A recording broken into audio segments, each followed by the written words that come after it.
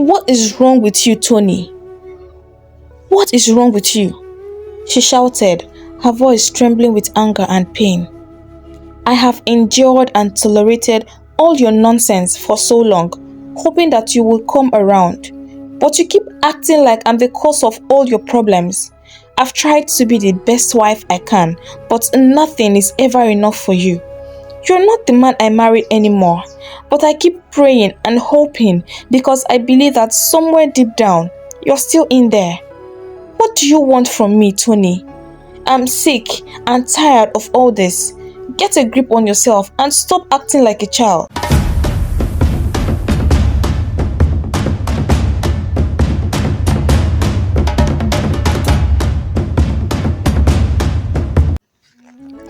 Once upon a time, in the bustling city of Ibadan, nestled in the vibrant western region of Nigeria, lived a young man named Tony. Tony was more than just a young man. He was the kind of person who drew attention wherever he went. His tall frame, with a confident stride and a warm smile, made heads turn.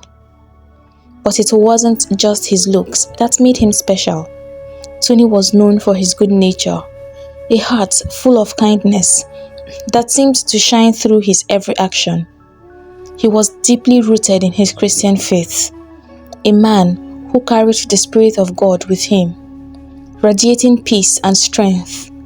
His dedication to his faith was evident in the way he lived his life, honestly, humbly, and with a deep sense of purpose. At a relatively young age, he had already secured a substantial position in a reputable company, where he was not only respected, but also admired by his colleagues. He was a man who had it all: youth, good looks, a successful career, and a heart full of faith. It was no wonder that Tony became the subject of many prayer points in his local church. The women in the congregation often whispered prayers to God, hoping that they might catch Tony's eye. But Tony was a man who knew what he wanted, and his heart was set on just one person: Nifemi. Nifemi was the epitome of grace and sweetness, with a calm spirit that seemed to soothe anyone who came near her. She possessed a voice that could heal the deepest wounds. When Nifemi spoke, it was as if the world slowed down just to listen. Her words, gentle and filled with wisdom, brought comfort to those who were troubled. But Nifemi was not just a sweet soul. She was a woman with great talent. After completing her university education, Nifemi decided to pursue her passion for cooking. She enrolled in a prestigious catering school where she honed her culinary skills. Her dedication and love for the craft soon paid off, and she became the proud owner of a thriving catering business.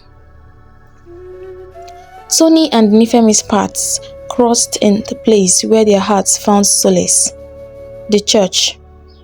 It was there that they found each other. Their love blossomed quickly, nurtured by their shared faith and values. It wasn't long before Tony and Nifemi became inseparable. They attended church together, prayed together, and found joy in each other's company. Their love was pure and deep, a connection that felt as if it had been destined by heaven itself. 1 year after their first meeting, Tony and Nifemi stood before the altar, surrounded by their loved ones, to receive the marital blessings. The church was filled with joy, as everyone who knew them could see how perfectly matched they were. As newlyweds, Tony and Nifemi were the picture of happiness. They lived their lives in perfect harmony, their love evident in everything they did. They shared meals, prayed together every morning and night, and even had their bath together. Their home was filled with laughter, warmth, and the sweet aroma of Nifemi's cooking. It seemed as if the world itself conspired to keep them in their bubble of bliss, where everything was as it should be. But as they basked in the joy of their new life, neither Tony nor Nifemi could foresee the challenges that awaited them. For in every great love story, there are tests, trials that come to strengthen the bond or reveal the cracks within. And while their love was strong, the journey ahead would require more than just love they had for each other. It would require faith and resilience. About a year after their blissful wedding, Tony and Nifemi were blessed with a beautiful baby girl. They named her Ifeoluwa, which means the love of God. Her arrival was like the dawning of a new day in their lives, filling their home with joy and laughter. The couple adored their little girl, and she quickly became the heart of their world. Ifeoluwa's innocent giggles echoed through the rooms, reminding them of the pure joy they shared and the blessings that their union had brought forth. As the years passed, Tony and Nifemi continued to flourish in every area of their lives. Their bond grew stronger and their love deepened with each passing day. Spiritually, they were like pillars in the community, guiding others by their example of faith and devotion. Financially, they prospered, and their home was always filled with warmth and abundance. Ifeoluwa grew up in the nurturing environment, learning the values of love, kindness, and faith from her parents. Tony and Nifemi were very intentional about raising their daughter to know the love of God. They prayed together, taught her the scriptures, and lived out their faith in a way that was both sincere and inspiring. People in the community admired them. Their love, unity, and the way they supported one another were things of beauty. Friends and neighbors often remarked on how they wished to have a marriage like Tony and Nifemi's. It was clear to everyone that theirs was a life many dreamed of, a life that seemed almost too perfect to be real. But as life goes on, seasons change. A few years later, dark clouds began to gather on the horizon. Tony, who had been thriving in his career at a fast-rising company, faced an unexpected storm. The company, once solid and reputable, faced turmoil when its owner suddenly passed away. The reins were handed over to the owner's young and reckless son, who was more interested in living lavishly than managing the company. He ignored the advice of seasoned managers, squandered the company's funds, and indulged in expensive habits. As a result, the company began to crumble. The once thriving business soon spiraled into chaos. Shareholders, sensing the impending danger, quickly pulled out their investments, causing the company's collapse. The doors that had once opened wide with opportunity for Tony were now slammed shut, leaving him and many others jobless. The news hit Tony hard. That day, he walked home with heavy steps, his heart burdened with worry and uncertainty. When he arrived home, his face showed the weight of the world on his shoulders. But Nifemi, ever the supportive partner, immediately took him in her arms. She listened as he poured out his frustrations, and then she reassured him with the strength and faith that had always been her hallmark. Together, they knelt down and prayed, laying their worries before God and asking for guidance and provision. In the days that followed, Tony threw himself into the search for a new job. At first, he was confident, given his qualifications and experience, that something would come up quickly. But as days turned into weeks, and weeks into months, his confidence began to waver. The rejection letters piled up, and each one felt like a blow to his spirit. It seemed as though the heavens were silent, and no matter how hard he prayed, nothing changed. Despite the challenges, Nifemi remained steadfast. She continued to run her successful catering business, which was thriving even in the midst of their personal turmoil. With her earnings, she kept the family afloat, covering the bills and ensuring that Ifeoluwa and her husband lacked nothing. Tony, after months of searching in vain, began to feel the weight of his frustration more intensely with each passing day. The man who had once been so full of faith and hope was now slipping into despair. He stopped praying altogether, and his complaints became a constant presence in their home. Every little thing seemed to annoy him, and Nifemi could see the toll it was taking on him and their marriage. The cheerful, loving husband she once knew was fading, replaced by a man burdened by bitterness and doubt. Nifemi's heart ached for Tony. She knew how much he was struggling, and it pained her to see the man she loved losing himself in the darkness of his situation. She also knew that she had to do something before the rift between them grew any wider. So she resolved to speak with him, hoping to reignite the spark of faith that had once burned so brightly in his heart. One evening, after a long day at work, Nifemi returned home with a determined spirit. She had been thinking about what to say all day, and now after dinner, she was ready.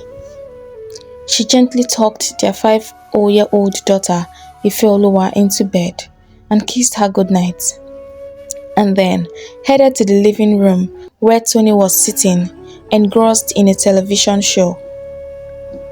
With a deep breath, she approached him. "Babe, can we talk for a few minutes?" she asked softly, her voice carrying both concern and love. Tony's eyes, still on the screen, let out a sigh of annoyance. He didn't seem interested in what she wanted to say, but out of respect, he turned to face her. "I'm listening," he said, though his tone lacked enthusiasm. Nifemi felt a pang in her heart at his reaction, but she pressed on. She sat beside him and looked into his eyes, hoping to reach the man she knew was still in there. "Tony, I know things have been really hard lately," she began gently. "I see how much this situation is affecting you, and I want you to know that I'm here for you. We're in this together, and I need you to remember that. Please don't give up on God. He makes everything beautiful in His own time. You've always been the one to remind me of that. Let's not lose our faith now. As we search for a new job, let's keep trusting and praying together. I believe that things will turn around for us." Tony's response was not what she had hoped for. He looked at her with a mixture of exhaustion and irritation and shook his head. "Nifemi," he said, his voice edged with bitterness. "How long am I supposed to keep praying? Do you think God is deaf? Or maybe I need to shout into a microphone for Him to hear me? If this is all you have to say, then I'm done listening. I'm in the middle of a good movie." His harsh words cut through her, leaving her momentarily speechless. The man who once led prayers with so much passion and faith now seemed so far from her, so lost in his own despair. She wanted to push further, to argue with him, to shake him out of his darkness, but she could see that he was closed off, unwilling to listen. So with a heavy heart, she decided not to press the issue any further. For now, she would give him space, hoping and praying that somehow he would find his way back to the light. The next few weeks brought even darker times for Tony. He did little more than eat, sleep, and stare blankly at the television. The man who once brimmed with energy and purpose had now fallen into a deep, numbing routine. Worse still, he turned to alcohol for comfort, drinking heavily, staying out late, and completely abandoning the church that had once been his sanctuary. Even when the pastors came, hoping to reach him with their words of encouragement and wisdom, Tony's heart and mind were closed off. It was as if the Tony everyone knew and loved had been replaced by a mere shadow of himself. Even his daughter could sense the change in her father.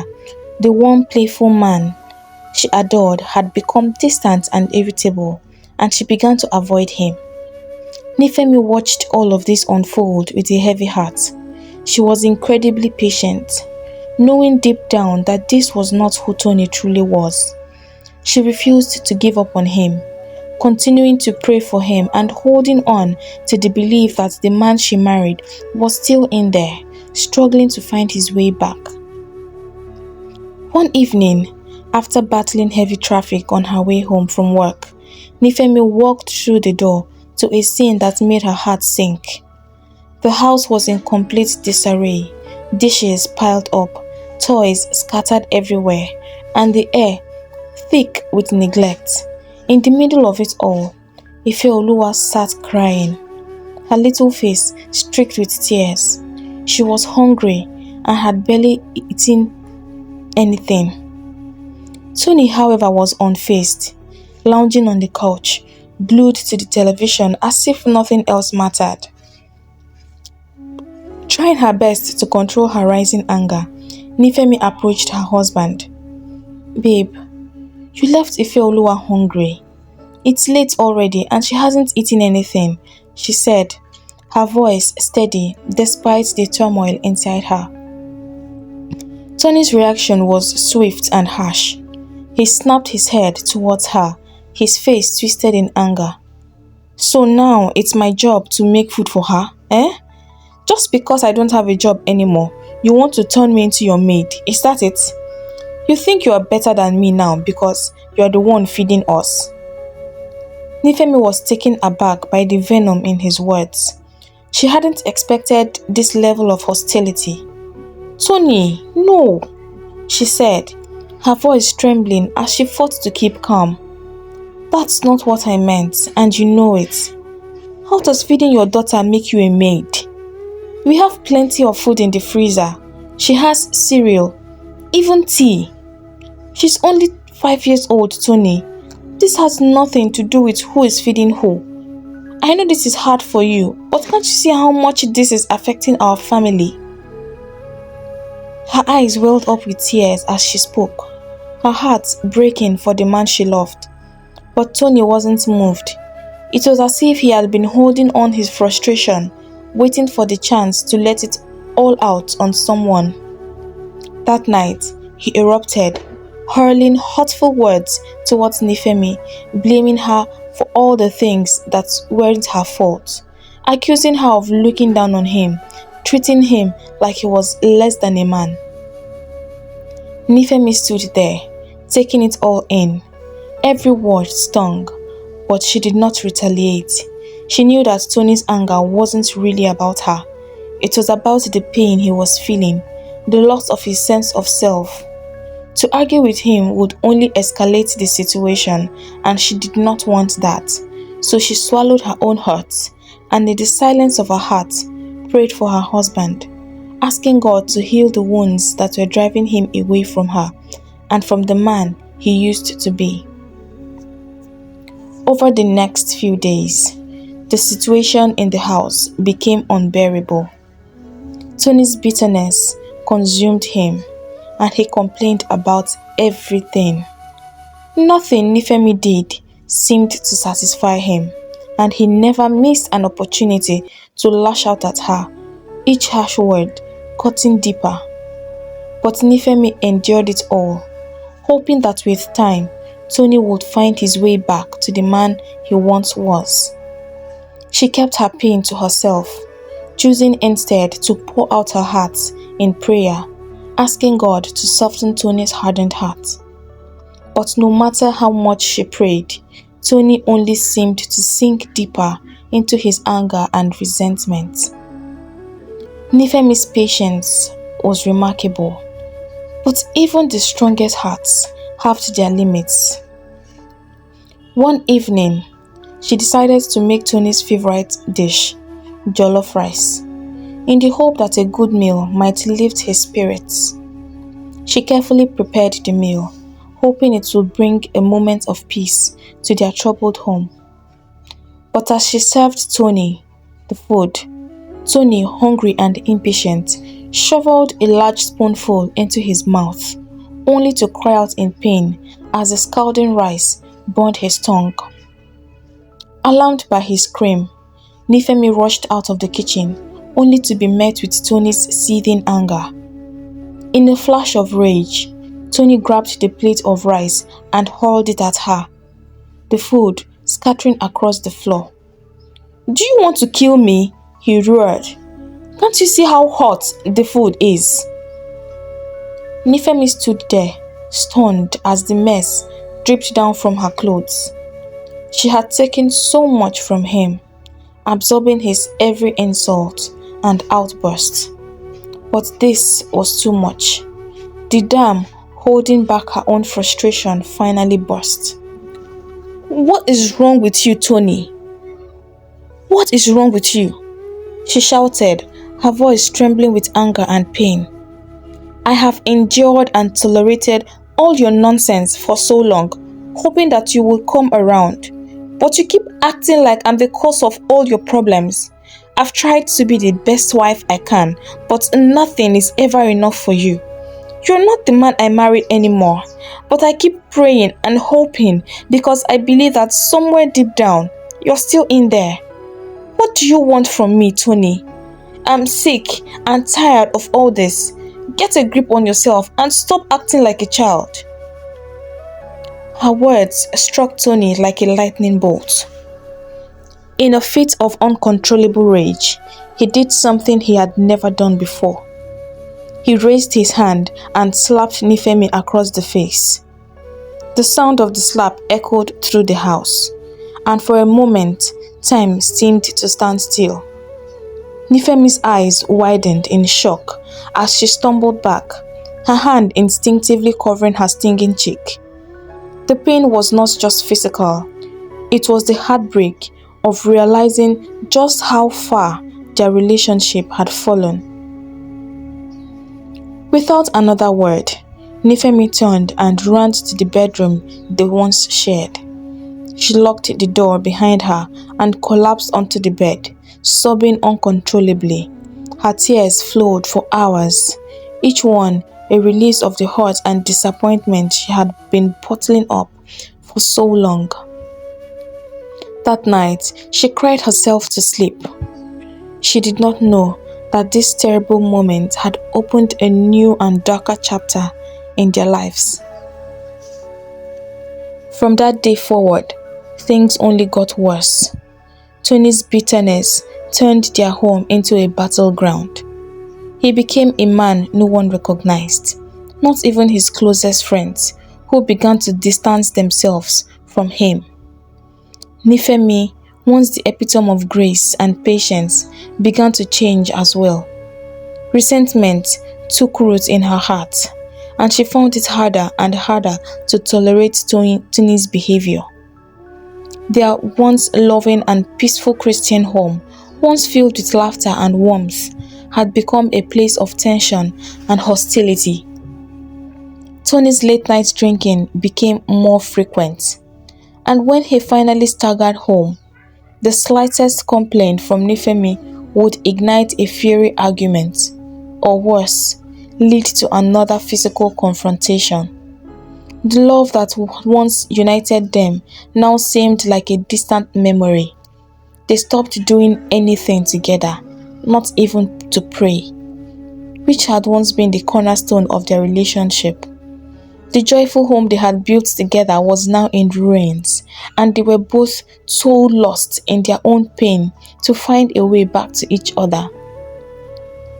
In the midst of all this turmoil, little Ifeoluwa found herself caught in the storm that she could not fully understand.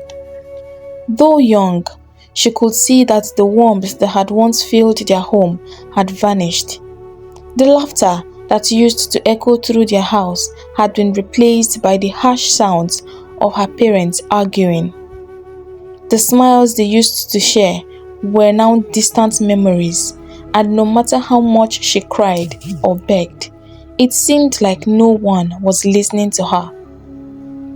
But Ifeoluwa remembered what her parents had always taught her, to talk to God about everything that troubled her. So every night, in the quiet of her room, she would kneel beside her bed and pray with all the innocence of a child. She prayed for her parents to stop fighting, for their home to be happy again, for her daddy to stop being angry, and for her mommy to stop crying. She believed with all her heart that God was listening, even when things didn't seem to change. Meanwhile, in the heavens, God was indeed watching.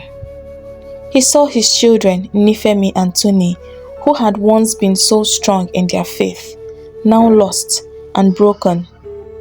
Nifemi, who used to find comfort in prayer, now struggled to connect with God because her heart was clouded with anger and resentment. Tony, on the other hand, had completely turned away from his faith, consumed by bitterness and despair. But as the saying goes, God works in mysterious ways, and his plans are often beyond our understanding. One fateful night, Tony came home well past midnight, the smell of alcohol heavy on his breath. He had been ignoring Nifemi's calls all evening as she tried to reach him, letting the phone ring endlessly as he drowned his sorrows in drink. Nifemi had waited up for him, anxiety twisting her stomach into knots. When finally he stumbled through the door, she couldn't hold back any longer. "Why are you doing this, Tony?" she asked, her voice thick with pain. "This is tearing our family apart. Can't you see that? Yes, trying and failing is hard. But where did your faith go? You've thrown everything you believe down the drain. What if God is trying to lead you in a different direction? Can't you see that?" Tony looked at her through bloodshot eyes, the anger and frustration boiling over. "I've served God for years," he spat, his words slurred. "I've been faithful, and the one time I need him, he turns his back on me. Is that how this works? I don't care about your God and his fake promises. Get out of my way, Nifemi. I'm tired." But Nifemi wasn't backing down this time. "No, Tony," she said, her voice trembling but firm. "You have to stop this. This isn't the man I fell in love with. You've become bitter, toxic, and constantly drunk. I can't do this anymore. I'm done." She turned to walk away, but Tony grabbed her arm, his grip tight. "Done with what? We took vows, Nifemi. For better, for worse. No one leaves." Nifemi yanked her arm free, her eyes blazing with pent-up frustration and hurt. She had been holding inside for so long. "No, Tony, I have tried, but I don't have to put up with this anymore." The tension in the room was electric, and what began as a confrontation quickly spiraled out of control. Words that cut like knives were exchanged, both of them shouting over each other, their voices echoing through the house. And then in a flash, the argument turned physical. Tony, driven by his own demons, lashed out in anger. He angrily grabbed Nifemi. She tried to free herself, but he held her neck somewhat too tight. "You're strangling me," she cried. But Tony was blinded by anger and still under the influence of alcohol. "No one leaves. Do you understand?" he barked angrily. Nifemi got hold of his arm and beat him with all the strength she could muster, and immediately he loosened his grip on her as he screamed in pain. She ran into the kitchen and picked up a knife. Tony followed her immediately. "Don't come near me," she said, her voice shaky. "Is this how you want to play?" he said as he picked a bottle and smashed it on the wall. Just then, a loud scream pierced across the room. The angry couple, with their weapons, stopped in their tracks as they turned towards the source. Lo and behold, their daughter, Ifeoluwa, stood behind them, her clothes stained with blood. Then they realized what happened. A large piece of bottle from the one Tony smashed on the wall had hit her. It was as if cold water had been poured on them. All the anger dissipated immediately. Tony ran to his daughter and picked her up. She was bleeding seriously. With Nifemi running closely behind him, Tony got into the car and rushed his daughter to the emergency room. Considering it was the odd hours, they were lucky to find a doctor on ground. The doctor, with the aid of the nurses, swung into action. After examination, little Ifeoluwa was quickly wheeled into the theater. As their daughter fought for her life in the theater, Tony and Nifemi sat in the cold, sterile waiting area, their hearts filled with guilt and fear. They realized just how much they had lost control. In their blind rage, they had forgotten about the most precious thing in their lives, their little girl. They did not even notice that she had been standing at the door witnessing their violent argument until it was too late. Tony's hands trembled as he buried his face in them, tears streaming down his cheeks. "This is all my fault," he choked out, his voice thick with regret. "I let this happen. I put her in danger." Nifemi's own heart was breaking, but she reached out to her husband, her voice soft and filled with sorrow. "No, Tony, it's not just your fault. It's our fault. We both lost sight of what really matters. But right now, we can't focus on blame. Our daughter is fighting for her life, and she needs us to be strong for her." For the first time in what felt like forever, Tony sank to his knees, desperation written all over his face. He hadn't prayed in months, but now, with his daughter's life hanging in the balance, he found himself pleading with God. "Dear God, please save my daughter," he whispered, his voice breaking. "Forgive me for all the things I've said and done. I beg you, save my daughter, save my family." Nifemi, moved by her husband's humility and brokenness, knelt beside him, tears in her eyes. She took his hands in hers and together they prayed with all the strength they had left, pouring their hearts out to God and hoping and pleading for a miracle. Hours passed, each second feeling like an eternity, until finally the doctor emerged from the operating room. The couple jumped to their feet, fear and hope battling in their hearts. The doctor's expression was calm but serious. "You're very lucky," he began. The piece of glass was large and it very nearly hit a vital organ, but we were able to remove it successfully. Your daughter is stable now, but she'll need plenty of rest to recover. How did this happen in the first place?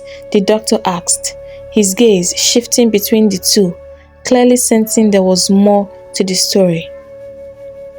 Tony swallowed hard, his voice barely a whisper. It was an accident, doctor. I broke a bottle during an argument, and the piece must have hurt her. I did not know she was there. I did not see her. The doctor looked at them, his eyes searching her faces, as if trying to piece together the situation. After a moment, he spoke again. His tone, gentle but firm. You need to be very careful from now on. Accidents like this can have tragic consequences. Take care of each other and take care of your doctor. As the doctor walked away, Tony and Nifemi stood in the hallway, the gravity of his words sinking in. Together, the couple entered the hospital room, their hearts heavy as they saw their daughter lying there, her small body surrounded by medical equipment. The sigh broke them. Tears welled up in their eyes, not just from seeing their child in such a fragile state, but from the overwhelming guilt and regret that now consumed them. Tony stood at the foot of the bed, unable to tear his eyes away from his daughter. The reality of what he had allowed himself to become hit him like a tidal wave. He turned to his wife, his voice trembling as tears streamed down his face. Nifemi, he began, barely able to get the words out. I'm so sorry I've put you and our daughter through so much pain, dragged you into my darkness. I was lost, drowning in my own despair. He paused, struggling to find the right words. You see, he continued, his voice thick with emotion. My biggest fear has always been ending up poor and broke. Losing that job felt like my worst nightmare was coming true. I tried so hard to find another job. You know, Nifemi, I tried. But every rejection just pushed me deeper into my anger and frustration. I thought God had turned his back on me. I let that anger take over, and in the process, I lost sight of everything that truly mattered. Tony's voice cracked as he looked into Nifemi's eyes. But today, in that waiting room, I realized something. God never abandoned us. He was there with us the whole time, even when I couldn't see it. I was so focused on my fear of failure that I missed his presence.